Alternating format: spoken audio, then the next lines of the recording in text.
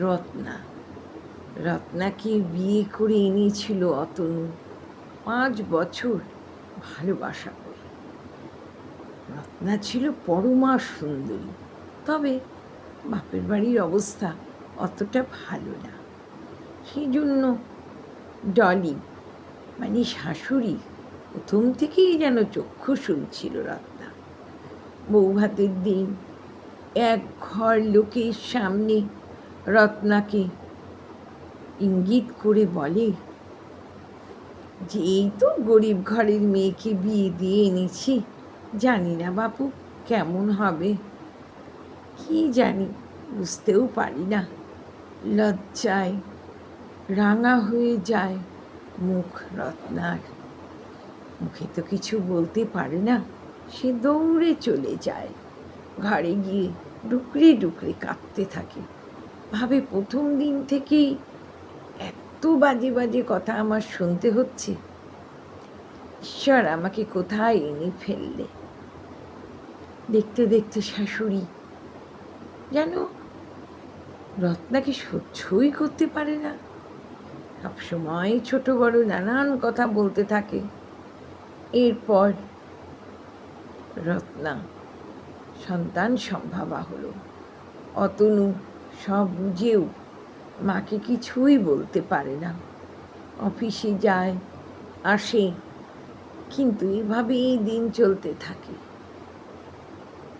একদিন সন্ধেবেলা অতনু দেখছে রত্নাকে সারাদিন মা খেতেই দেয়নি, সে চুপ করে বসে বসে কাঁদছে।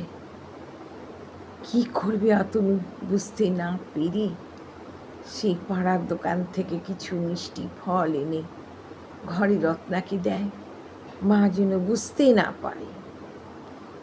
এভাবেই চুপচাপ দিন কাটতে থাকে তাদের। মায়ের ভয়ে অতনুও কিছুই বলে না, কি বলবে, ডলি যেন ডাকসাটিয়া একজন শাশুড়ি। এরপর রত্নার সন্তান হলো একটি কন্যা। ডলি কন্যার নাম শুনেই সে নার্সিং হোমে গিয়ে বাচ্চাটাকে না দেখেই বাড়ি চলে আসলো। এসে সবাইকে বলতে থাকলো, হ্যাঁ একটা বংশধর তো আসলোই না, কালো এক মেয়ের জন্ম দিয়েছে, যাক আর কি করা যাবে, আমার পোড়া কপাল। তো আর পর রত্নাকে 3 দিন বাদে মেয়ে মাকে নিয়ে সে বাড়িতে আসলো অতনু।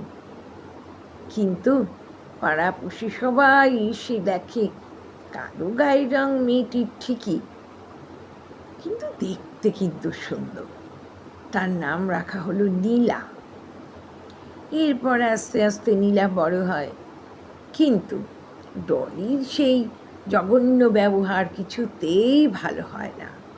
সবসময় উদাহরণ দেয়, পাশের বাড়ির বউটি যেমনি সুন্দরী, তার একটি পুত্র সন্তান হয়েছে, সেও সেরকম সুন্দর। আমার কপালটাই খারাপ, ভাগ্যটাই খারাপ আমার। তারপর একদিন নীলা আস্তে আস্তে সেই ডলির ঘরের সামনে গিয়ে উপস্থিত, ছোট্ট ছোট্ট পায়ে সে ডলির ঘরে ঢুকে গেল। ডলি প্রথমে হকচকিয়ে গেল, কিন্তু সে আর থাকতে না পেরে দৌড়ে গিয়ে নীলাকে কোলে নিয়ে আদরে আদরে ভরিয়ে দিতে লাগলো। এরপর থেকে সবাই অবাক, ডলির এত পরিবর্তন। সেই নীলাকে আর কাছছাড়া করে না, সবাইকে বলে দেয় এখন থেকে এর যত্ন করা, আত্তি করা, খাওয়ানো, স্নান সব আমি করব, সম্পূর্ণ দায়িত্ব আমার। রত্না আর অতনু তো খুশিতে ভেসে গেল, ভাবলো মায়ের এত পরিবর্তন। দেখুন বন্ধুরা, বাচ্চা পারে না এমন কিছু নেই, সে তো ঈশ্বরের দান।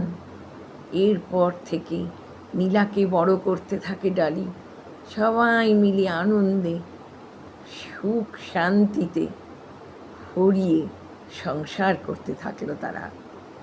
খুবই শান্তিতে আছে। নীলাও এখন অনেকটা বড় হয়েছে। প্রত্যেকটা ঘরে ঘরে যদি এমন হয়, শান্তির বাতাবরণ বইবে সব ঘরে ঘরে। কণ্ঠে সুচন্দ্রা বিশ্বাস, লিখনিতেও সুচন্দ্রা বিশ্বাস।